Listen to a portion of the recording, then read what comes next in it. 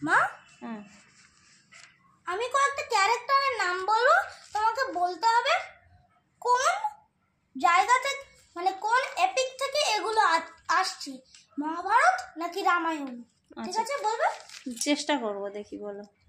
যুধিষ্ঠির। যুধিষ্ঠির তো মহাভারত। হ্যাঁ, সব চেনা নাম না। হুম। কইকেয়ী। কইকেয়ী রামায়ণ। লক্ষণ। লক্ষণ রামায়ণ। বরং আমি তোকে ধরি, তুই বল। ওকে। শকুনি। মহাভারত। হনুমান। রামায়ণ। দ্রৌপদী। মহাভারত। রাবণ। রামায়ণ। কৃষ্ণ। মহাভারত। অর্জুন। মহাভারত। দশরথ। দশরথ। মহাভারত। দশরথ। ও না, আমি ভুলে যাই, আমি সবসময় ভাবি কি চাঁদমালা, ওটা তো রামায়ণ বা রাজা। আমি সবসময় ভুলে যাই এর নামটা। কেন?